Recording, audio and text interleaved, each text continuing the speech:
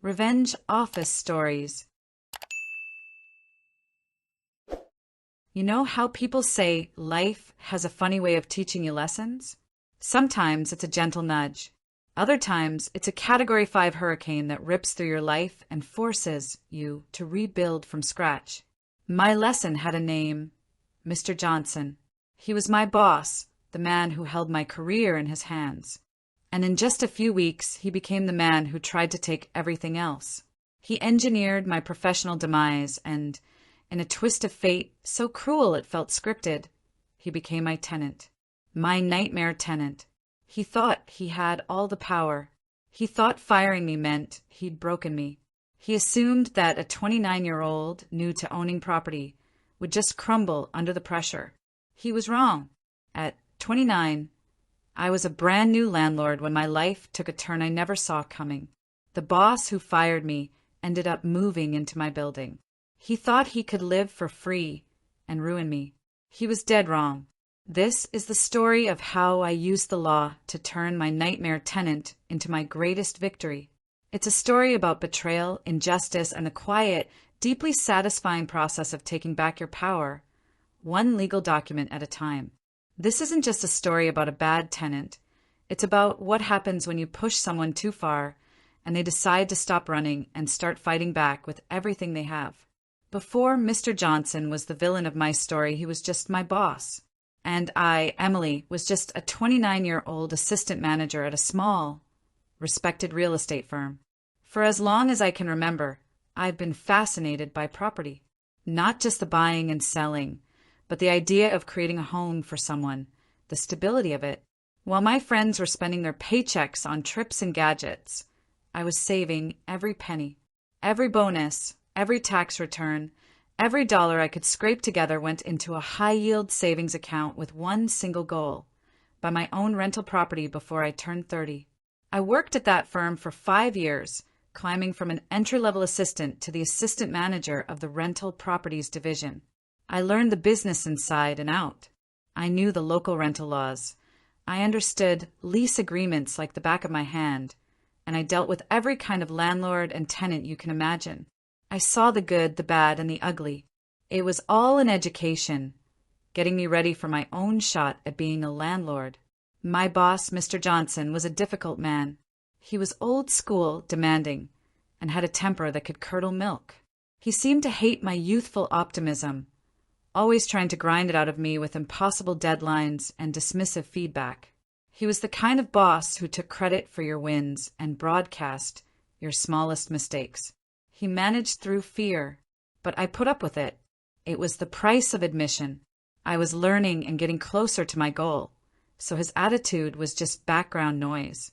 After years of relentless saving, I finally did it. 6 months before my 30th birthday, I closed on a small apartment building. It wasn't fancy, a modest 3-unit building in an up-and-coming neighborhood. It needed some work, but the bones were good. I poured my heart, soul, and the last of my savings into it. I spent my weekends painting walls and fixing up the yard. My hands were calloused and my back ached, but I'd never been happier. This was mine. I was officially a landlord. 2 units already had great, stable tenants. The third one was vacant. I listed it for rent through my own company, thinking it would be easy. I got a few applications, and one was from, you guessed it, Mr. Johnson. My stomach did a little flip. My own boss as my tenant. It was weird, but the application was solid.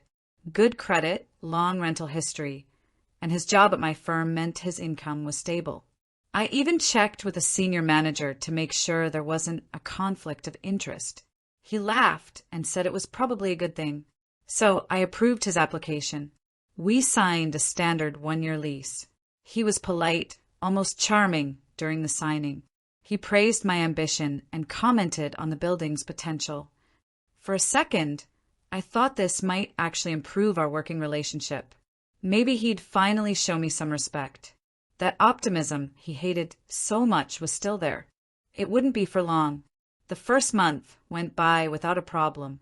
Rent paid on time. All quiet. At work, Mr. Johnson was his usual self, gruff, demanding, perpetually unimpressed. No new respect. No change at all. It was like our landlord-tenant relationship existed in a parallel universe. I was fine with that. Professional distance felt right. Then the storm hit. Out of nowhere. It was a Tuesday afternoon. I was called into a meeting with Mr. Johnson and the head of HR. My stomach clenched. You're never called into a meeting with HR for good news. The HR manager, a cold corporate type, had a stack of papers in front of her. Mr. Johnson sat beside her, his face a mask of indifference. He wouldn't even look at me. They told me the company was restructuring. My position was being eliminated. But that was just corporate speak. Mr. Johnson finally spoke, his voice flat. He said there had been serious complaints about my performance. He mentioned internal politics and a loss of confidence from senior management. I was floored, blindsided. I asked for specifics. What complaints? From who? The answers were a smokescreen of corporate jargon, a deal that fell through, an unhappy client, a pattern of mismanagement. It was all lies. I knew it. I had a stellar record. My reviews were always positive. This wasn't about performance. This was a purge. I'd heard whispers that Johnson felt threatened by younger managers and was trying to bring in his own people. I just never thought I'd be one of them. My voice shook as I tried to defend myself, listing my accomplishments. It was like talking to a brick wall. The decision was made. The HR manager pushed a tiny severance agreement across the table. They told me to clear out my desk by the end of the day. The feeling was sickening, a deep sense of betrayal, not just from a company I gave 5 years to, but from the man now living in a property I owned. The irony was so thick I could choke on it. He had just cut off my only source of income, the very income that paid the mortgage on the building he now called home. As I walked back to my desk, the pitying looks from my coworkers confirmed it. This was a hit job. Everyone knew, but no one dared say a word. Packing my life into a cardboard box was one of the most humiliating moments of my life. On my way out, a friendly coworker pulled me aside. "It was him, Emily," she whispered. "Johnson. He's been planning this for weeks. He told everyone you were incompetent." The confirmation just twisted the knife. I drove home in a daze, the box in my passenger seat like a tombstone for my career. And when I pulled up to my building, my building, I saw his car in its designated spot. My boss. My former boss. The man who just fired me with a web of lies. My tenant. He was home. A cold dread settled in my stomach. This was far from over. This was just the beginning. The first of the month arrived like a ticking time bomb. My severance wouldn't last forever, and the rent from my 3 units was now my lifeline. My 2 good tenants paid right on schedule, but from Mr. Johnson's unit, silence. The grace period in our lease came and went. Still nothing. This couldn't be a coincidence. I drafted a polite professional email. "Dear Mr. Johnson, this is a friendly reminder that rent was due on the 1st. As of today, it is past the grace period. Please let me know when I can expect payment. Sincerely, Emily." His reply came a day later. It was short and infuriating. "Having some cash flow issues, Emily. I'm sure you understand. I'll get to it when I get to it." I'm sure you understand. He was mocking me. He knew he'd destroyed my cash flow, and he was throwing it in my face. Rage burned in my chest, but I pushed it down. I'd been a professional for years. Losing my cool was the worst thing I could do. The law was my only ally. I replied with cold, hard facts. "Mr. Johnson, as per our legally binding lease agreement, rent is due on the 1st.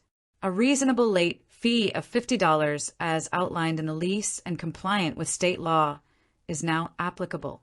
Please send the full amount plus the late fee within 48 hours to avoid further action." His response was silence. The 48 hours passed, then a week. Then November came and went. No October rent. No November rent. He was now 2 full months behind. My savings were disappearing. The mortgage payment was a monster hiding in my calendar. The stress was constant. I wasn't sleeping. I barely ate. He was a one-man wrecking ball aimed at my finances and my sanity. Then came phase 2, the bogus complaints. An email arrived, not with rent, but with a laundry list of grievances. The shower's water pressure was suboptimal. The refrigerator made a faint, unidentifiable humming noise.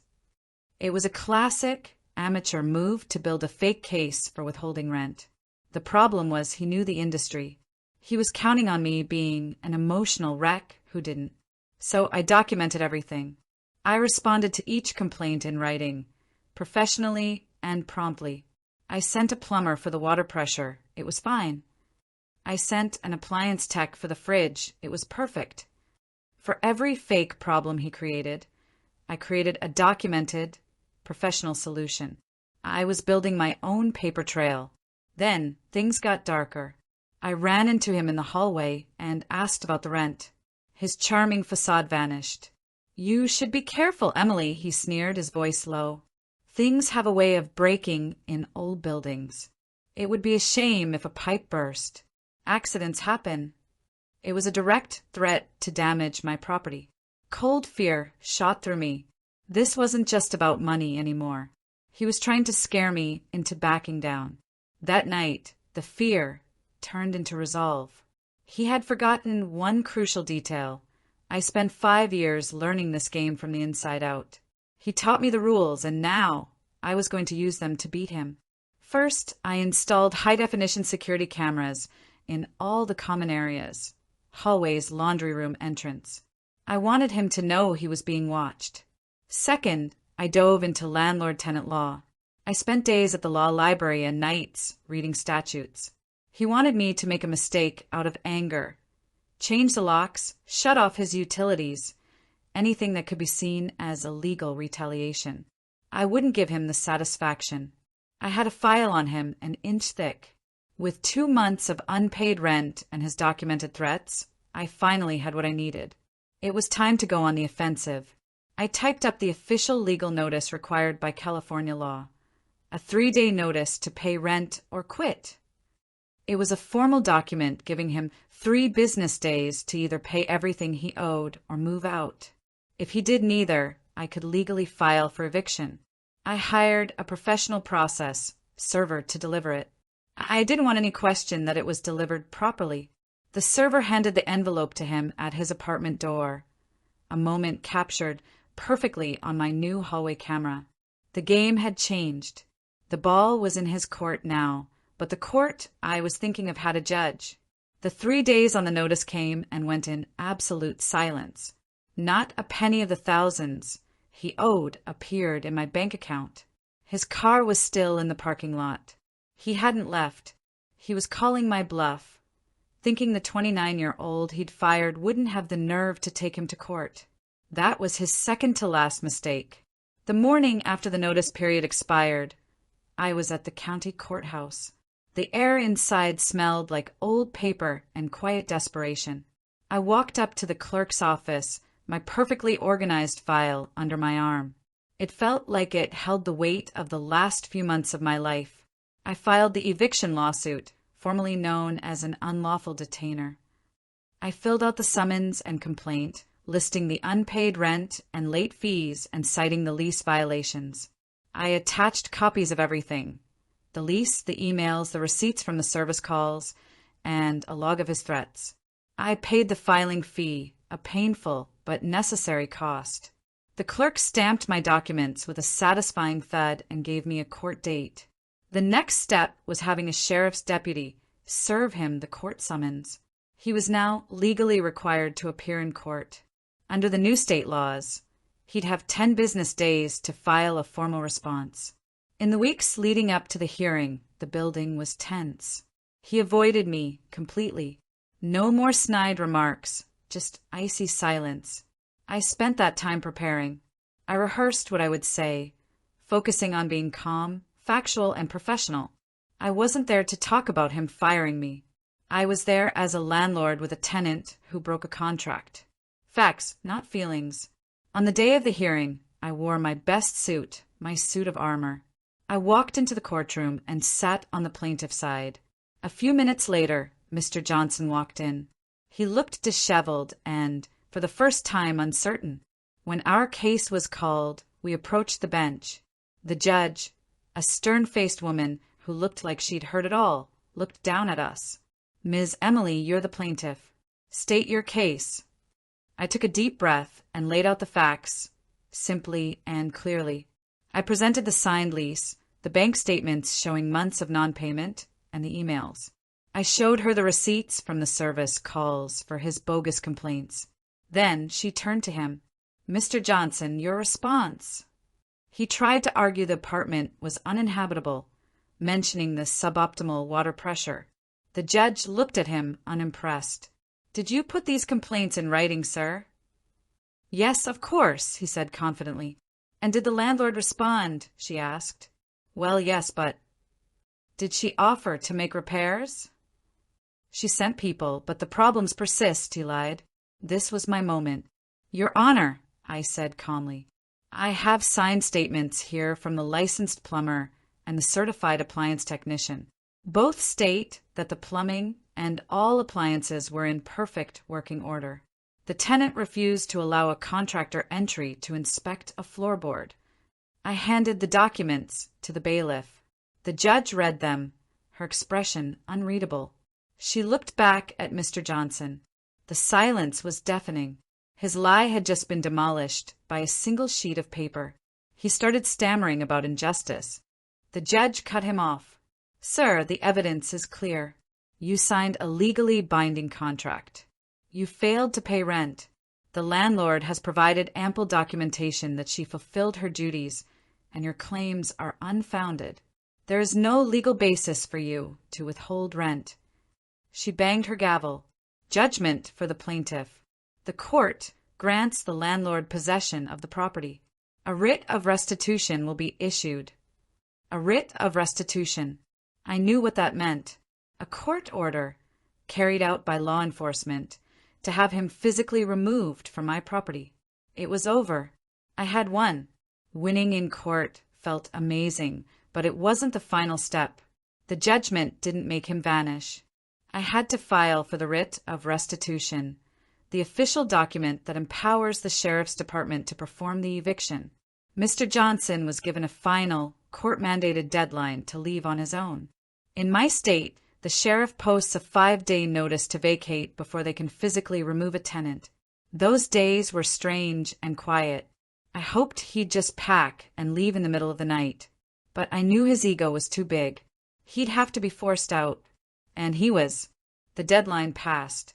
His car was still there. His lights were still on. The next morning, I was on the phone, arranging for the sheriff to execute the writ. I had to meet them at the property with a locksmith. This was it, the final scene. At 10 a.m., a sheriff's cruiser pulled up. 2 deputies got out, calm and professional. I met them at the entrance, my locksmith standing by nervously. We walked up to his unit. The lead deputy knocked, a loud, authoritative rap. "Sheriff's Department, open up." Silence. He knocked again, harder. "Mr. Johnson, we have a court order to vacate the premises. Open the door." I could hear movement inside. He was in there, just refusing to answer.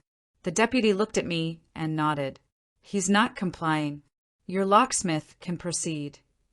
The drill screeched as it bored out the lock. It was the sound of finality. The deputies pushed the door open. "Sheriff's Department, you need to leave now." I stood in the doorway, and there he was, Mr. Johnson, standing in his living room, surrounded by half-packed boxes. He looked smaller, defeated. The arrogance was gone, replaced by a sullen, helpless rage. "You can't do this," he mumbled, with no conviction. "Sir, it's already done," the deputy said firmly. "The court ordered you to leave. You have 15 minutes to take what you can carry." He stared at me with pure hatred. This was the man who fired me, humiliated me, and threatened me. And now he was being escorted out of my building by law enforcement. The feeling wasn't petty joy. It was deeper. It was justice. It was the scales so long tipped against me, finally balancing. He grabbed a bag and walked past the deputies. As he passed me, he wouldn't make eye contact. He just muttered, "You'll regret this." I didn't flinch. "No," I said, my voice steady. "You will." I watched from my window as he drove away, never looking back. He was gone. The nightmare was over. After the deputies left, I walked through the empty apartment. It wasn't trashed, my cameras probably saw to that, but it was dirty and neglected. As I opened the windows to let the fresh air in, I felt a profound sense of relief. This space was mine again. My building was mine again. My life was mine again.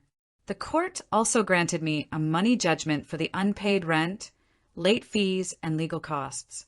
While I knew collecting might be another battle, having that judgment was a victory. It was a legal declaration that he had wronged me, a scar he would carry on his financial record for years. Cleaning that apartment was cathartic. With every scrub of the counters and every coat of fresh paint, I felt like I was washing away the past few months. A few weeks later, I found new tenants, a lovely young couple, excited to make it their home. They paid their rent on time and were everything Mr. Johnson was not. Looking back, what Mr. Johnson did was, in a twisted way, a gift. He pushed me to my absolute limit and forced me to discover a strength I never knew I had. He thought he could ruin me by taking my job, but instead, he freed me to focus on my own business. He thought he could break me as a nightmare tenant, but instead he taught me to be a meticulous, unshakable, and legally savvy landlord. He tried to teach me a lesson about power, but I learned that true power isn't about titles or intimidation. It's about knowledge, preparation, and having the courage to stand up for yourself. Life has a way of turning the tables. The man who fired me was evicted by me, but the real revenge wasn't watching him get escorted out the door. The real revenge was my success. I proved to him, and more importantly, to myself, that I was not someone to be underestimated. I wasn't a victim. I was a survivor. And my story is proof that sometimes the best way to get back at someone who tried to knock you down is to stand up, brush yourself off, and build something even better right where you were supposed to fail.